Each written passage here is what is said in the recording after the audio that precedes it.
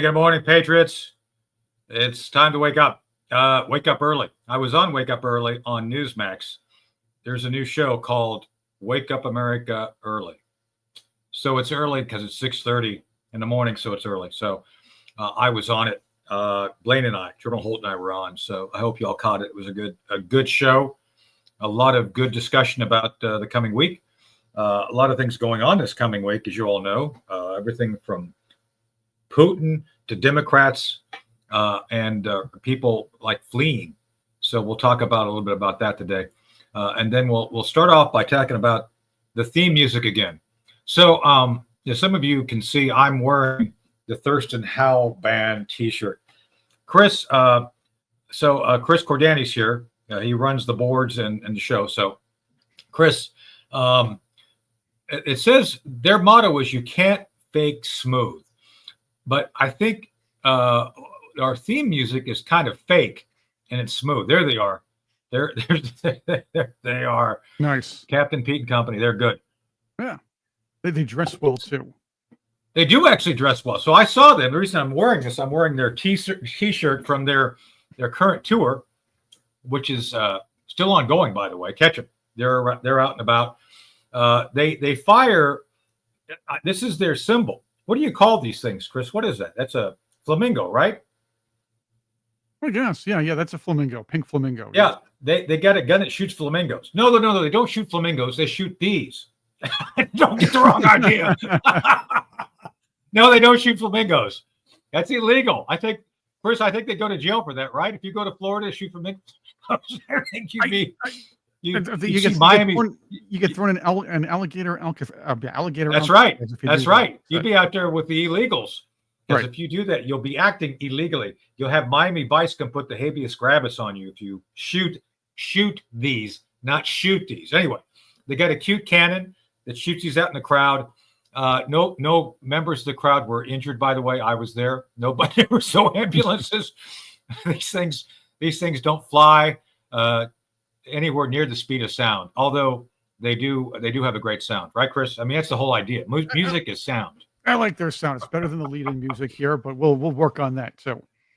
Yeah, well, maybe we could have them like do a short for us or something for our lead-up music, kind of like Cherie did for our old show. The Wake. What was our old show? The Hard Truth. The Hard Truth. I'm thinking we kind of integrate, maybe use that as the theme song. So we'll see. We'll figure all this stuff out. Yeah, Rock and Roll Oblivion was the song for that. Anyway, Cherie was great for that. But anyway. I did see these folks Saturday evening in Virginia Beach. They were magnifique. Can I say that? Is that French? Magnifique? Magnificent. Yes, like Yasmin Croquet. Yeah. And unlike other people, they are smooth and real, which makes them real smooth, right? That's the whole idea. Real smooth and real. Huh? They're smoothies of music. It's smoothies of music. And we're not talking about a prune smoothie either. Just saying. No, young people. That's gotta be, yeah. Young people were there too. So we'll send this to Captain Pete. He'll probably be rolling his eyes like, I can't believe those guys were talking about us on your show. But they were great. They were magnificent. I'm serious about this. One more little point before we go, because I do want to give credit. It's not just they play yacht rock. They have their own style, and this is hard to do. And you're a rock and roll guy, right? I mean, we're 80s guys. Yeah, everybody. I'm a new wave or punk more. Yeah, so. me too. Oh. Dark wave, new wave, Susie and the Banshees, all that stuff. But one of the things I like about groups like the Thurston Howell Band, You Can't Fake Smooth, is that they don't just play it like it was. You can never do the exact same thing. It's just not possible. As a matter of fact, I think sometimes you screw up doing that. Like Talk did It's My Life. And then you had Gwen Stefani do her own version. Both great songs, same song, but different, right? I think it was a different spin. That was the group No Doubt did that, I believe. Yeah, No Doubt. I know this because being a Met fan, there's one guy on No Doubt who looks just like Ray Ordonez. I don't know who that is, but okay. Shortstop, old shortstop for the Mets. So. Shortstop, really? Okay. Yeah. Is that like a physical condition? Does he go to the doctor for that? If you ever saw it, they look exactly alike. That that got me hooked on the band for a little bit. It's like, that guy looks just like Ray Ordonez. Interesting. Well, you look just like someone from The Prisoner, one of the number twos. Just saying. That's right. So. Oh, yeah. Some people say I look like another kind of number two. That's another story for another. No, never. No. Ed McMahon would not approve that statement. Anyway, back to they shoot these. Don't shoot these. They shoot them, but don't shoot them. But my point being, they're great, and they have their own sound. They have their own vibe. I can use that word on the air. Can I? Vibe. Vibe. They have a great vibe. So what do you don't walk, run out and go see them. They're going to Toronto, by the way, too. Not that I'm encouraging people to go to Toronto, but if you want to go to Toronto and see them, go see them. Yeah. Are they coming to New York? I saw their tour list. The closest they're coming to me is New Cumberland, Pennsylvania, and that's like 3.5 hours. Well, we're going to go down. Is it next month? Cherie's going to be in New Jersey. Yes. Is she going to Jersey?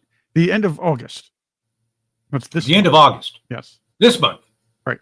So I think we ought to go. Well, we're talking about trying to go see her. So maybe we'll do that. Who knows? That'd be nice. Maybe Cousin Vinny will be there too. It's his neck of the woods. That's right. And he's got a big neck. I think he stole. No, he does. It's true. By the way, I think he stole John Brennan's neck. Did you notice John Brennan doesn't have a neck anymore? Oh yeah, it's old no neck. That's right. I bet you Vinny and his guys, the good old the good fellas stole his neck, and I think they stole it in such a way that John Brennan didn't even know it's gone. I'll bet. That's interesting. Let's see if I can find a picture of him here. John Brennan, huh? Johnny Brennan, Gus Hall aficionado. He voted for Gus Hall. He said so in his polygraph, apparently, which I wasn't there for. So that's right. See, what happens is, let's see. I do have a picture of him. Trying to get this rolling here. Okay.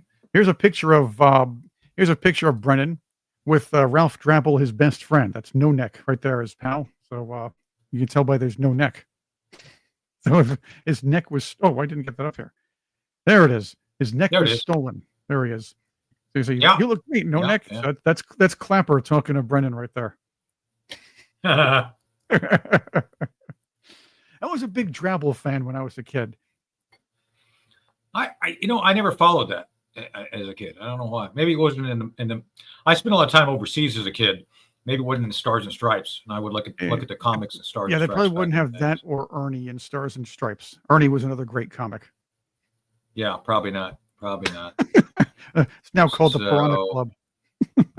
Well, in any case, John Brennan's neck was stolen. I think Vinny had something to do with it. Just saying. Not that I'm accusing Vinny. I would never accuse Vinny. Just saying. I would never do that. Oh, no. But we'll see Vinny soon. He's been out doing Hollywood stuff, right? He's been very busy. Being doing what people in Hollywood do. Stuff. So he's been doing his Hollywood things, if you will. He's probably a little more. He's probably a little less busy than Beto O'Rourke has been. By the way, with this whole Texas Democrat thing, they're taking these people are crawling out of the woodwork. You got Beto O'Rourke and Eric Holder all over the news now. Boy, you think those days were finally over? Well, we were hoping, but it's like a bad sinus infection. They always come back and give you a headache, right? And that's what they're doing here. Exactly. Well, apparently Beto O'Rourke and his PAC was trying to apparently funded the Texas Democrats' escape. He got in big trouble for it. Yeah. What do they pack? Is this like Peter Buttigieg packing or not? I don't know. I'm just asking. I don't know these things. So I don't know what it packs. Beto O'Rourke. Anyway, a judge said they can't pack anymore, though, right? No, they cannot. And so how are they going to get back home? Game. They're going to be stranded as the castaways on Gilligan's Island. They're going to be stuck in Chicago. That's right. It's like the Thurston Howell and his band. That's right. So how long before they all get mugged? Debbie, 5-4 Texas. Come on. You know that Beto has to be stopped from packing. Just saying. They're upset about packing comments. Well, here's just say no. Just say no to Beto packing. That should be a motto. Here's a clip of him yammering on, trying to rouse the rabble, let's hear this. Yeah. Okay. Next time we win power, we're going to drive that car like we stole it. We're going to legalize every dreamer's parents, every hardworking American doing backbreaking work that makes this country so goddamn great in the first place. First off, he wants the keys to the fact is they were taken from these Democrats because they operate the car like they're children, go on a big joyride. Exactly. And this is a party of people with the mentality of children. And this is part of it. Well, the good news is when they drive Priuses and they don't go very fast. So just saying. Oh, hey-o. Well, we got the big old muscle cars, but yeah, keep going. Oh, here's Eric Holder, Barack Obama's wingman. Let's do this. Yes, his oyster bar wingman, if you will. Or is it Blue Oyster Bar? I remember those from the. I think they spent a lot of time touring prisons back in Obama's day. Just saying. Well, Eric Holder was talking about how gerrymandering, if the Republicans do it, is horrible and a threat to democracy. But when the Democrats do it, it's saving democracy. It's okay. And he actually has the goal to save this. This guy is like the Jackie Childs of the Obama administration. Let me ask you, how can gerrymandering both be a threat to democracy and also the way to save it? Well, there's no question that gerrymandering is a threat to our democracy. It allows politicians to pick their voters as opposed to citizens choosing their representatives. But we are now in a situation where we find ourselves where authoritarian moves are being made by the White House through various states, Texas most prominent among them. And there has to be a response to that. What I've said is that we have to protect our democracy now if we ultimately want to be able to save it. And so there we go. So when the Democrats do it, it's okay, even when they've been doing it for years. Again, let's go back to the lie. Illinois has a horribly gerrymandered state, and he knows it. New York has been a gerrymander for years, and we all know it. California, I'm sure there was talk about it, but I'm sure that's already gerrymandered. So I just want to, again, Chris, I think the Patriots want this too. Can you get Jerry on the show? Gerrymandering. Where does he live? I hear him constantly. Where does this gerrymandering live? He's everywhere. He's everywhere, for God's sake. So he invented the pearls. That's right.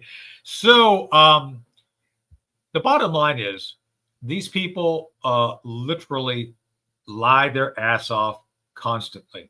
And it's funny that they fled. I think that's the right tense. They fled to the state that has the worst example of gerrymandering in the United States, and that's Illinois. I mean, for God's sake, there's one district that's shaped like a kind of a sideways V, that goes around. It clearly follows the roads, if you will, and it follows the roads. Well, that's not legal. That's not contiguous. So, and the percentage, there it is. Here it is. Look, it's like the map of New York I showed you, District 26 and a couple of others. You'll find that the Democrat states have for decades.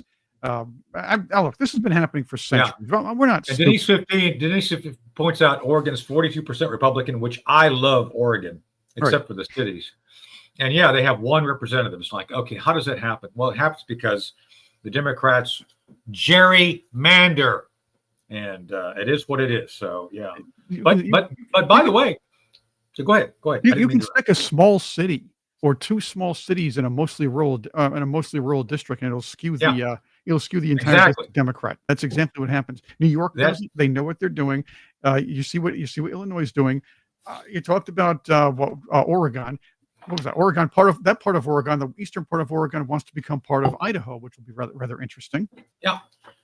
Well, I live in a blue district here in North Carolina now, even though the county I'm in is red. Well, I mean, we're super red. Even the Democrats here lean red because they're not stupid. Just saying.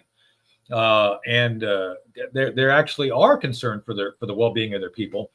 And it's interesting that certain demographics in larger urban areas skew the vote to the left, and it's terrible. And I could get into a whole rant on that. Did you see Mandami wants to destroy the family unit? Oh no, let's not have families. Well, that's a left. That's been a left mantra for decades. Now they're not for centuries. Yeah. Okay. Well, yeah. Since the beginning, Marxism. That's the beginning. Well, yeah, Karl Marx is a Democrat of today too. And when the man barely showered, he lived in his basement, his mom's basement or whatever, Yeah. and wrote silly things like he was an entitled child. So basically, same mentality. There's a great recording of Marx. And did you know his voice sounds just like Bernie Sanders? Did you know that? No, it's a joke. It's a joke. It's not true. Yeah, as a matter of But fact, and notice how all these millionaires don't berate the millionaires anymore. It's only the billionaires because they're multimillionaires.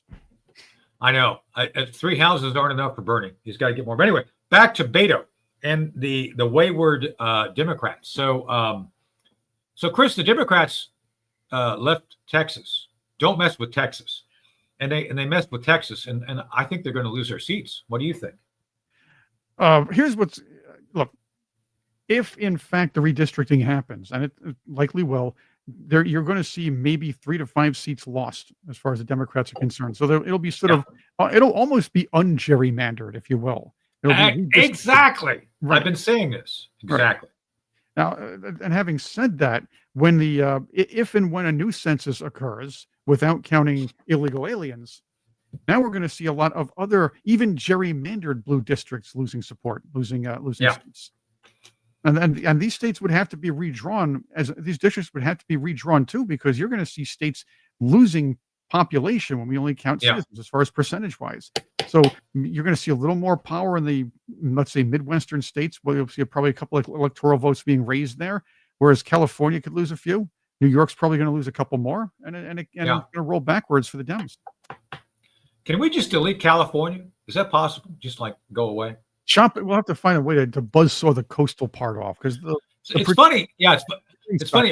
There was some knucklehead on the left tweeting. It's like, oh, we've got the 4th largest economy in the world. It's like, yeah, you'd be the 2nd largest if you guys didn't have all the Democrats dragging you down. Just saying. And it's a skewed it's a skewed economy. Hollywood rakes in more money than it really should. So keep that in mind. Of course, Silicon Valley's there. So you move, let's say Hollywood and Silicon Valley move out to a more tax-friendly state, which they probably won't, because I'm sure they love where they are. Then I don't know. California turns into a rural economy, which turns them red pretty much. And that's what happens. Yeah. Look, they do have a good dairy economy. I mean, that's fine too. Yeah. But and again, oranges. California oranges. But the numbers are skewed by the big numbers coming in from Hollywood and Silicon Valley. Yeah. Right. And who doesn't like Mount Shasta root beer, right? Hey, I always liked Shasta. Remember when I was little, we used to have these 24 packs of Shasta soda that were like $2.99. It was awesome. Me too. Parents I love that parties. stuff, Yeah. Well, back to Beto. So I want to ask the Patriots. Is it okay, Chris? Can I talk to the Patriots for a second? I just want to talk to them. Okay. So you can listen. You can listen in. You can listen in. Right. Patriots. This is an important question. Take a moment. Take a deep breath. Look left and right. Look around your room, and make sure there's no Democrats hiding there, because they're all over the place. They're like little gnats, right, Chris? Just do a Democrat check. Look around. Just make sure, because they're all over. Check under they're rock. Check under the rock. They're like termites, and they'll eat your refrigerator. Trust me. So look around. Take a moment. You too, Chris. There's no Democrats next to you, right? You're in a blue state, so they could be in your state more than my state. And they're in the snake holes outside. So as long as Democrats are present, Texas Democrats, we'll continue with the show, right? We'll keep going, because I don't want anybody acting illegally to be listening on the show. Can we? I think we should prohibit that. That should be a new rule for the show, Chris. Nobody acting illegally by fleeing their responsibilities in the Texas House or Senate can be permitted to watch the show. Is that a good rule? Yeah. So whatever happened to that old mantra, Texans never back down from a fight? Well, these are Democrats, so just saying. Oh, all right, good point. Yes. Hunter Biden, Beto O'Rourke, Peter Buttigieg. Beto? Yeah, it's kind of like, I don't know. These people aren't built for the fight. They're built for other things, and I don't want to say what they are. I don't. I'll get in trouble. I always get complaints in the chat every time I say anything about who they really are. So we'll just leave it at If there were a prototype for a beta male, Beto O'Rourke, and Buttigieg, there's a lot of bees there, right? There's bees in my bonnet. They're all those are the guys, the gal, whatever they are. They're betas, right? Beta. Yeah, see, that's why it's called Beta O'Rourke. There we go. Yeah. Well, it's in the name. What can I say? Now, of course, the alphas happen to be some of the angry females in the Democrat Party, including Hochul.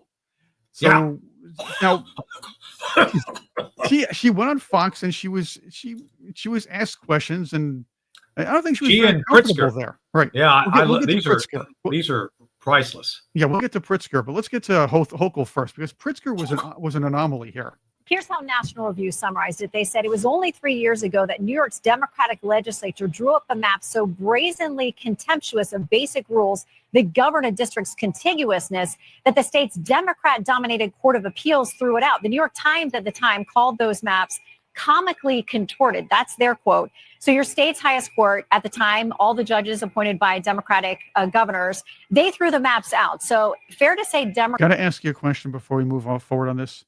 I've seen this. I saw Hochul do it several times. I see Ocasio-Cortez do it. I see Jasmine Crockett do it. I saw Eric Holder do it on television.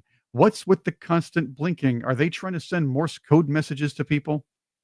It's the B-52. Like you ever watch the group B-52s? They're secret messages.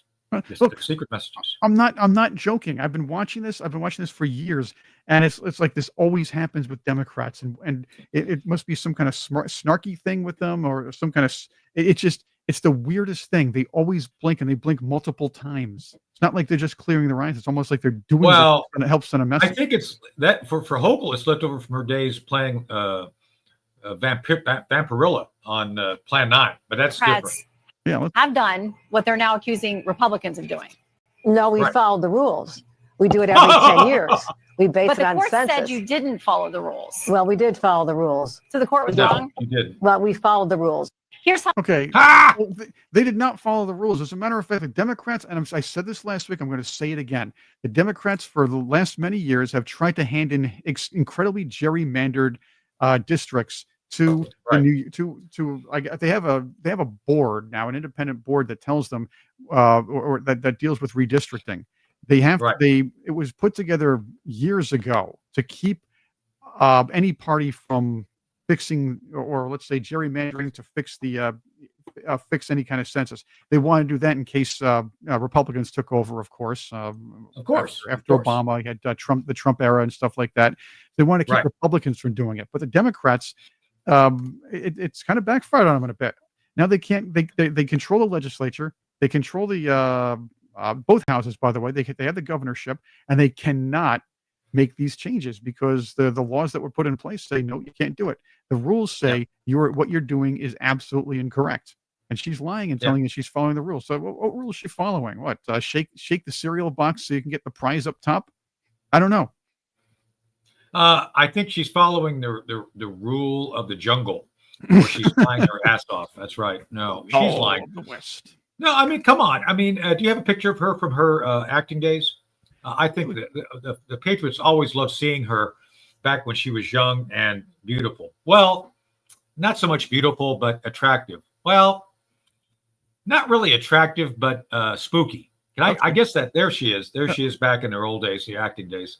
Right. Well, I think her eyebrows have dropped a little bit, but she still got that evil brow. It depends on who draws them for that week, I guess. Which intern draws them for her. There she is, folks. That's her. What does that say? Rest in peace? Well, we can only hope. So anyway. But anyway, speaking of peace and pieces of pie, let's talk about Pritzker, man. I tell you, he's the pie master of Illinois. If you ever wanted to if you had, like, this is a pro tip, by the way, Chris. If you were like a supermarket guy, it's like our friend John Catsimatidis should pay attention. We should send this to John. It's a good idea. So, John runs a big chain of markets, right? Yes.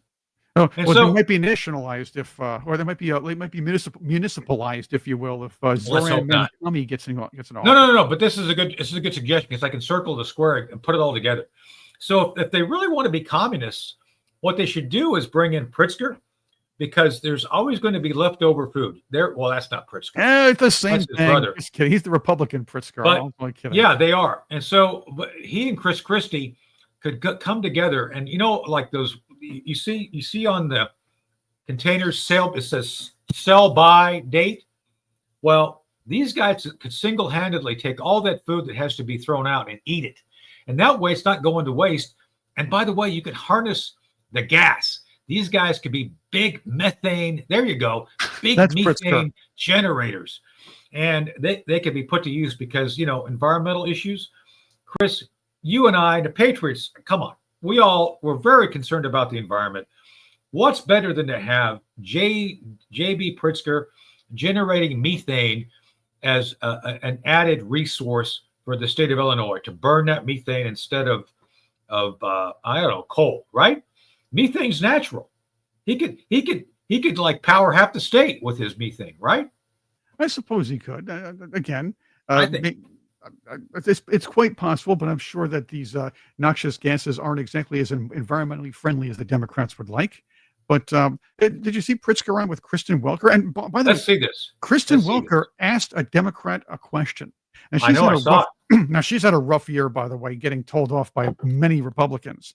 So she figured maybe ask a real question to a Democrat to appear impartial.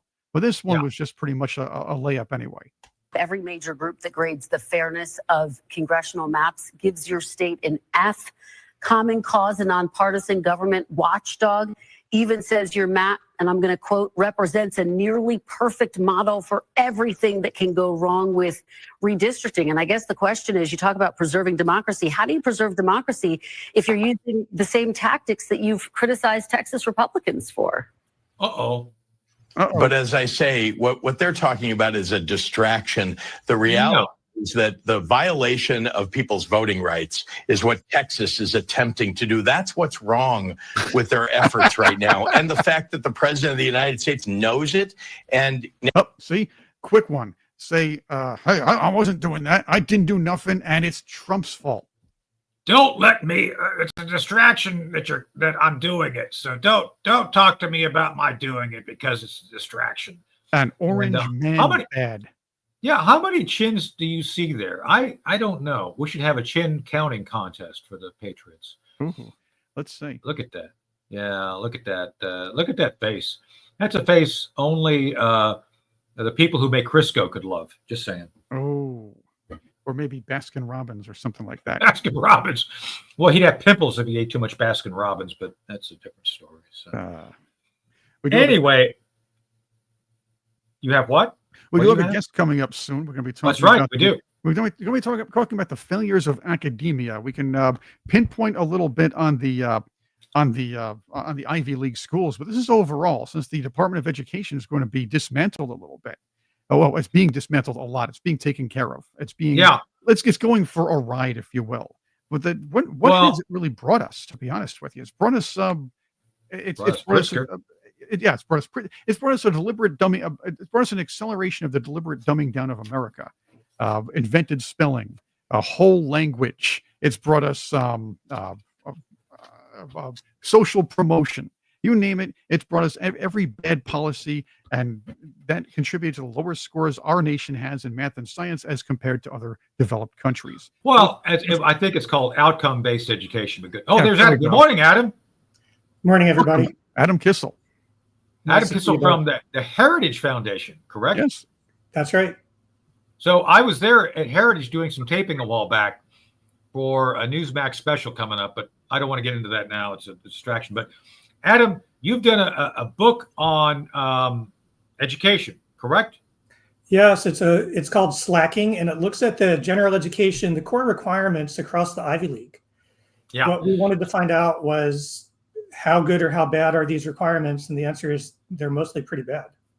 Well, see, this is one of the things I've never understood, and I got a degree from a little university named Wright State University in Dayton, Ohio, named after the Wright brothers.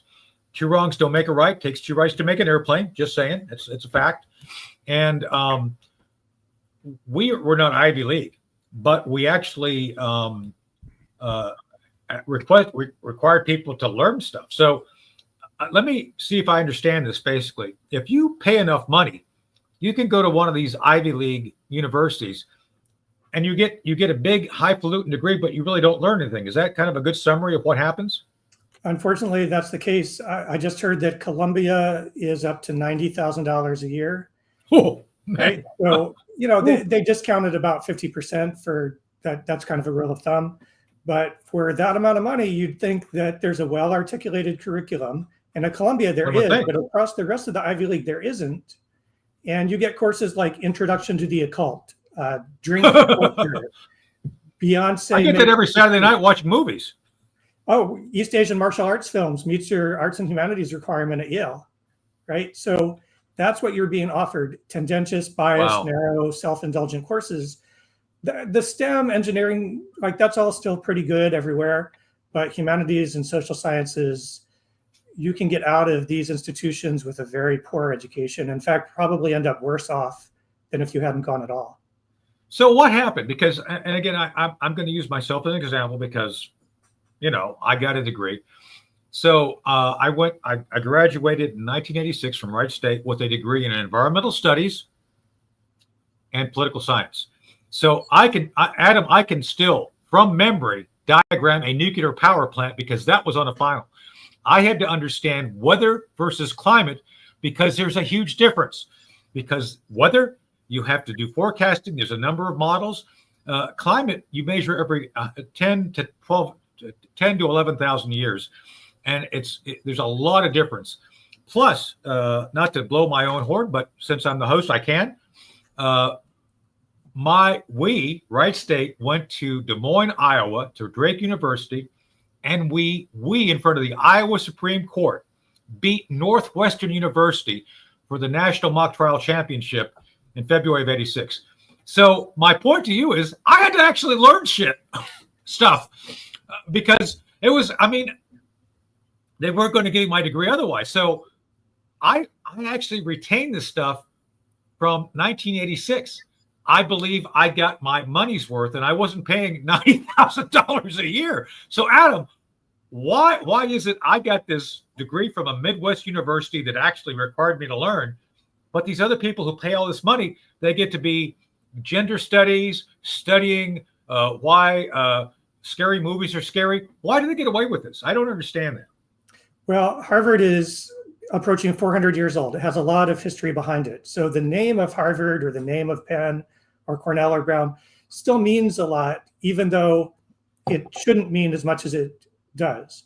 So people go for the networking, they go for the name on the diploma. And so these institutions rest on their laurels. They have squandered the reputation that they used to deserve. They don't deserve it anymore.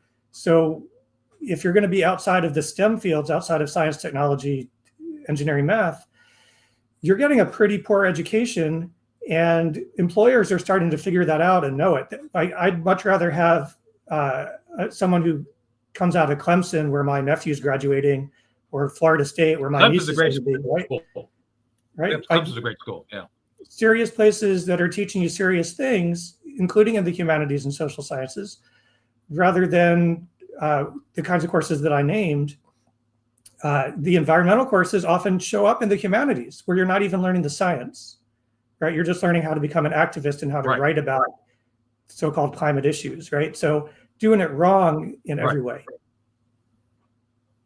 Well, that's my issue.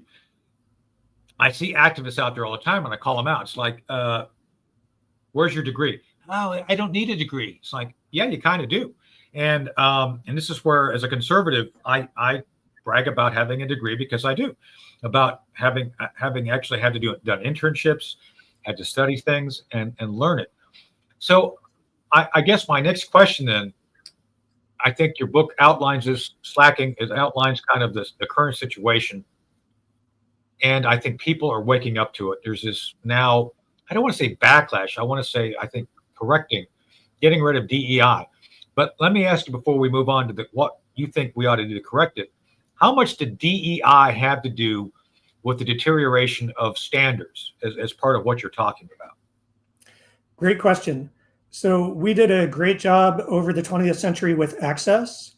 So more and more people are going to college. Unfortunately, more and more people are failing out of college and not finishing. But one of the things that happened as we made college more normal instead of elite, even at the elite institutions, is we had to dumb down the core curriculum.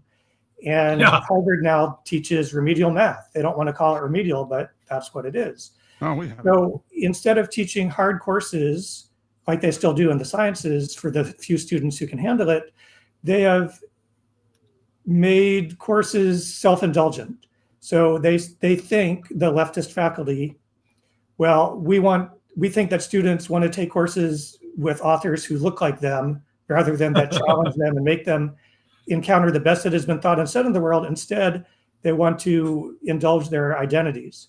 So that's one of the things that happen in the humanities, is this indulgence of identity rather than actually reading good books. So I would much rather have them read Homer and Dante, Beowulf instead of Beyonce, instead of Bad Bunny, the rapper.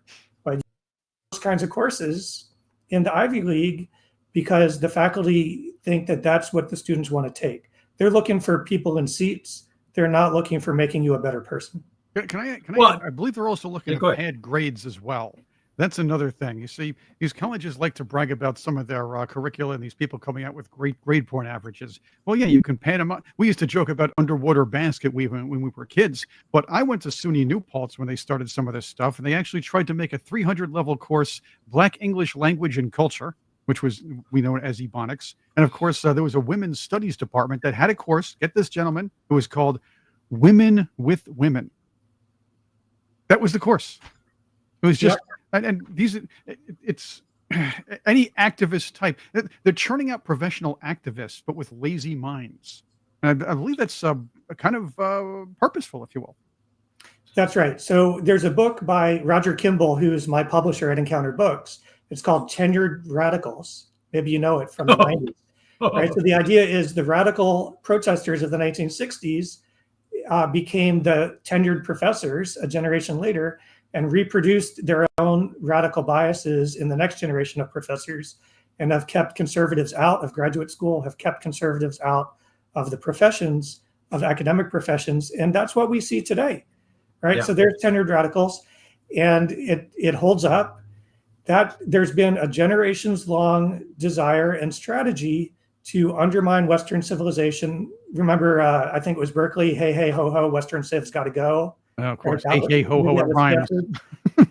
Right?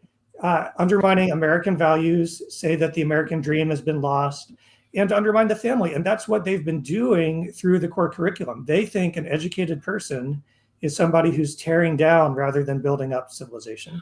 Well, I have a problem with the tearing down piece because, and I do have some friends, Adam, like I'll always appreciate Dr. Jim Walker, my friend and mentor, who ran, he was the pre-law professor at Wright State, and he ran mock trial. And oh, by the way, he's a liberal, not a progressive, a liberal. He believed in free speech. He believed in free expression. He actually kicked my ass when I was screwed up. But he was not a Marxist. He recognized there was a difference. What happened to people like Jim Walker who were concerned about education, who were on the left? Were they kicked out as well? What happened to those guys? Great question again. So again, in the sciences, the researchers pretty much just want to do their research. And the problem is in the humanities and social sciences. A generation ago, the far left said, please let us into the canon. And conservatives were very polite and said, sure, come in. Yeah. And then they got these footholds, and they like to be at faculty meetings and make trouble. So the 10% who are the worst and the most activist ruined it for everyone else by reproducing themselves and by hiring and admitting graduate students who thought like them. That you like this, Marxists like this word of reproducing. So they are reproducing their own ideology with the next generation. And the center left got pushed out just like the center right and the actual right. Excellent. Yeah. Right. And so now we're asking to be let back in, and they're saying no. They're saying you're not smart enough. They're saying, oh, smart people think like we do. Smart people think like we. If you're a conservative, why would we even think that you're smart enough? Well, let me hit that point because again, my friend Jim Walker, Dr. Walker, I somehow got into the into Pi Sigma Alpha, the Political Science Honor Society. How I did it, I don't know. I mean, I guess my grades were good enough one quarter, just saying. Anyway, we're at a dinner for Pi Sigma Alpha, and this is my first introduction to Jim Walker. I think I was a very young, early in my junior year. And he looks across the table. He says, when people get their PhDs, when they become doctors, their intellect begins to decline. I looked at him, was like, what? He says, yeah. Whenever you get your PhD, when you become a doctor, you think you know everything you need to know when you stop trying. Is that true? I think it's true. And these people aren't smarter. They're stupid because they actually do believe their own propaganda. What do you say, Adam? Well, one of the themes in our book, Slacking, is that there's a striver path as well as a slacker path. So if you take the slacker path, you can indulge your biases. You don't have to work that hard. You're going to get all A's if you're in the right major, and you're going to have a piece of paper that says the right thing on it. But if you're the striver, you can still find those good courses. So what a state like Florida has done is said, well, look, if you're a faculty member and you have tenure, you don't get to rest on those laurels. We're going to do post-tenure review. Every 5 years, you have to show us that you're continuing to be a striver, that you're producing at the same level as someone who's trying to get tenure, who's working hard to get it. And if you're not performing, we might actually fire you, even though you have tenure. So, that'd be nice. Florida, like this idea of post-tenure review is a way to stop the deadwood and keep you in the game. But there's a caveat to this. Everything's gotten expensive. Every absolute thing. That means maintenance for schools. They need money coming in. So a lot of these activist studies curricula, as I call them, women's studies, gender studies, intersectional studies, if you will, they're there because they have no labs. They have no. There's no real. There's no real equipment you have to get in. There's pretty much just a bunch of professors that sit and make a salary, and then everything else is just overhead, and there's low overhead and lots of gravy coming in as far as people paying to take these courses. These are basically for-profit diploma mill courses that these colleges need to sort of help fund the, well, let's say the more involved STEM courses, if you will. And again, correct me if I'm wrong, but I believe a lot of these colleges not only like to indoctrinate, but they need these professors with, let's say, midwit professors to churn out people who will pay them money or funnel in this government money from aid or anything like that, and then be gone with it when they get out. They don't care. They get a piece of paper that means nothing. The colleges get the money, and this is again. Am I far off here or am I not? But I do believe these are kind of let's just say for-profit money makers, if you will, with little overhead. Well, one of the jokes about Harvard is that it's a hedge fund with a little college attached, right? So they're thinking about something other than education of the undergrads. Better way of putting it. Right. And there's something also to be said for your argument, which is that the IQ, elite versus normal again. So the IQ of the average college student used to be in the 120s. Today it's 102. So these kids are not going to be doing great in third semester calculus, in differential equations, in fluid dynamics. You have to have a bunch of courses that they can pass and get their degree. So that's what a lot of these, at Harvard, they call them gut courses, right? So at Columbia, physics for poets is still a course. Right? Physics for poets. Right. So I want to take that. That sounds interesting. Your science requirement without having to work too hard. So at Cornell, the most popular science class is you learn about the solar system once again, right? Which you learned about in elementary and high school. Yeah, who knows how hard it is, but most of the students at Cornell are taking that. And at Cornell, you can even take a course that meets your science requirement on Disney movies about animals. What? You learn about parts of animals. Wow. You compare the cartoon animals to real animals. You pretend you're an animal in Disney Animal Society and you work out your differences. Maybe you're the lion, you're the mouse. You have to work out, right? And that meets your science requirement at Cornell University. Do they have a course on Carl Sagan's hair, by the way? Just asking. I'd like to know that. I'd rather have that than Bill Nye's hair. Well, his hair is on fire, so to speak. Anyway, no, but I want to cover a couple of things here, Adam, because the Patriots are paying attention, and it's insane that you can go to these universities. And by the way, I got to correct you on one thing. I'm sorry. I don't mean to correct guests on there. You do understand that that calculus is a fraud perpetrated on us by the ancient Egyptians, right? It doesn't really work. Just saying. So. Well, I'm still trying to figure out what Green's theorem is. Anyway, well, I'm glad you're getting our sense of humor now, Adam. Anyway, back to the Patriots are all chatting about this. Obviously, they recognize everything you're saying is absolutely correct. What do we do? How do we fix this? How do we get back to the fact, like Florida, you have to have a system based on merit. You have to have a way of actually measuring outcome, not projecting outcome, not pretending outcome is favorable. Because, my son, I've got one, he's 18, looking for what he's going to do. I don't think he wants to go to college because he doesn't see any need for college. There's other things he can do, especially the tech industry. How do we reinvigorate the colleges and drop the price out? Because, as Chris said, I mean, a lot of these things cost a lot of money. For my quarterly, you're going to laugh at this. From 1982 to 86, when I went to college, my it cost. By the way, Ohio picked it up. I was in a special program for the National Guard. They paid, it was $2,500 a quarter. When my $2,500. When my parents were at University of Delaware, it was like $600, $800 a semester, late 60s. Yeah. Right. And so how do we get back to making and it didn't hurt you much. Now, so there's a lot of things going on in the area of merit to pay attention to. One, just to know that most students are not at Harvard or Penn. They're at regional state schools. They're not paying a lot of money.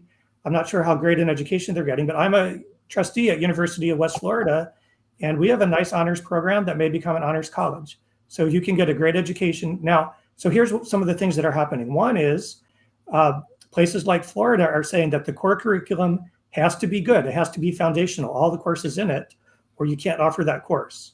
So we're going to see more and more demand and high quality supply at regional schools.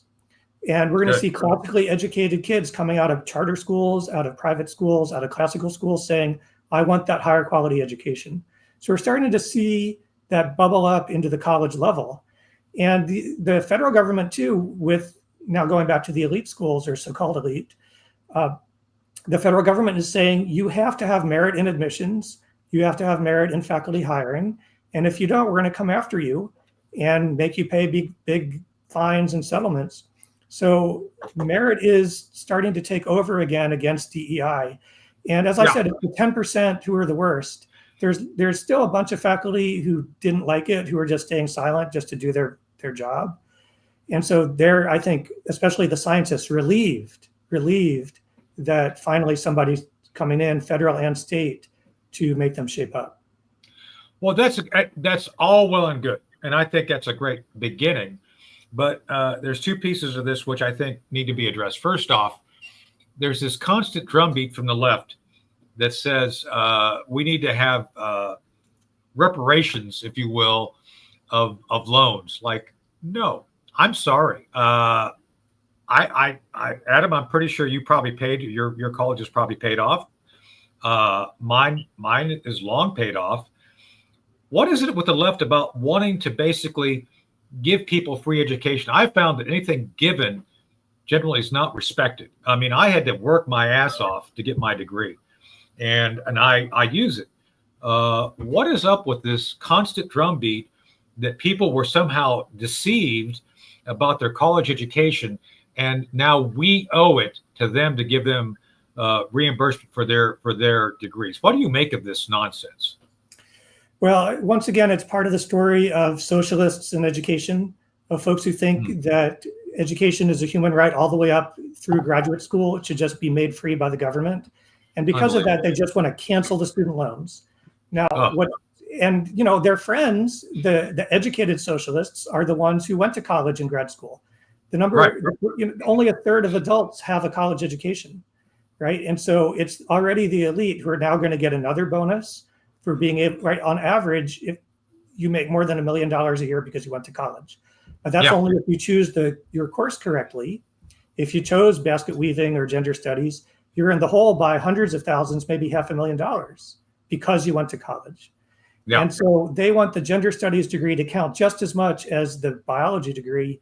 And if you can't afford to pay it off, they want the government to just pay it off.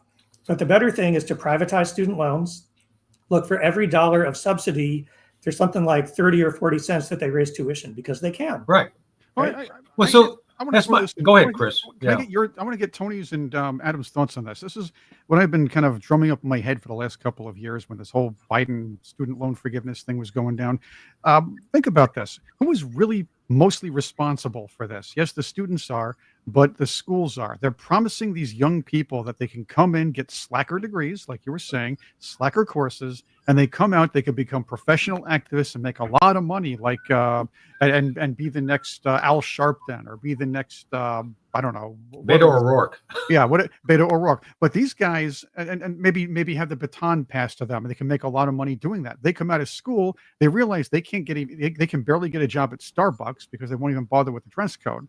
They won't be able to pay their student loans. They're coming out with a degree that says they're smart, but these people that with these activist jobs who were 30 or 34, and they're not giving up their jobs to their 80 or 85. I mean, Bernie Sanders is still yammering on at age 84. Think about this, though. I believe these colleges, some of them should give some of these kids a refund for false advertising, for giving these kids false hope, not saying, hey, these are nice elective courses. You probably shouldn't have these as majors, but making them majors just to make money off the taxpayers. Remember, this is government aid, taxpayer funded. And from the people that come in there who aren't as smart as maybe the other kids who probably shouldn't have gone to college, they come out thinking they have a valuable degree, and they got nothing. They were pretty much given a crappy product, but sold a bill of goods. They should give a refund, these colleges. Well, what's interesting in the One Big Beautiful Bill Act is that the Senate version of accountability and risk sharing actually passed. So if your graduates, program by program, are not making more money than the next level down, if your bachelor's degree students are making less than the average high school diploma holder in your area, now you are on the hook as the institution for students not paying their student loans back. Wow, so interesting. It's a new accountability measure that at Heritage and other places we've been asking for, and it's starting to happen. So yes, cohort default rate is the percentage of your students who are not paying back their student loans. There's hundreds of colleges now, because of the delay in paying back your student loans, where they have a bad student loan default rate, and they're starting to get held accountable. And more of this risk sharing accountability can happen. And states are starting to do it with their public colleges as well, with what's called performance-based funding, that if your students are doing badly, your performance is bad, once they graduate, you lose some of your state funding. So there's some promising things along what you said, Chris, along those lines. Colleges should. I'll say one last thing, that if colleges supported their non-athletes to the same degree that they supported their athletes, we'd have much higher graduation rates. Right? Yeah. There's all of this attention going into making sure the basketball and football and baseball players are doing well in school. If we did that for all of our students, we wouldn't have colleges with a 10% graduation rate or a 12% graduation rate. That's a good point. Also, if we weren't letting in people who couldn't pass basic reading skills for a college student, and having of course kind of rendering colleges to bring forth remedial courses, you probably would have a better graduation rate as well. Maybe kind of bring people in who would graduate. Not everybody's going to succeed in everything. Some might leave early to get a job, and I've seen that too. I want to go back to the loan issue for a second. So, Adam, part of my issue is, and I'm with you. I'm a Reagan guy. I have never seen in the Constitution where it says the federal government should have any role in lending anything to anybody, especially students and loans. So how is it we got here, and how do we, to your point, divest the federal government of this responsibility, which they should never have had, and get it back to the private sector regarding student loans? It's a hard question because Congress likes to give out lots of money to the colleges in their members' districts. And to the students in their own districts, they want to see lots more people go to college. So, it's inflated the price to Chris's point. I mean, it's made things super expensive. Right. So it's been access versus outcomes. So again, great job on access, terrible job on outcomes, and all the subsidies make things worse. So you need tough love, and so we're chipping away at that bit by bit with federal policy. So finally, we're ending the Graduate Plus loans, which were an unlimited amount of money for graduate school. So we had students with $1 million worth of loans, and limiting what's called Parent Plus, which was an unlimited amount for parents to take out for their kids to go to college.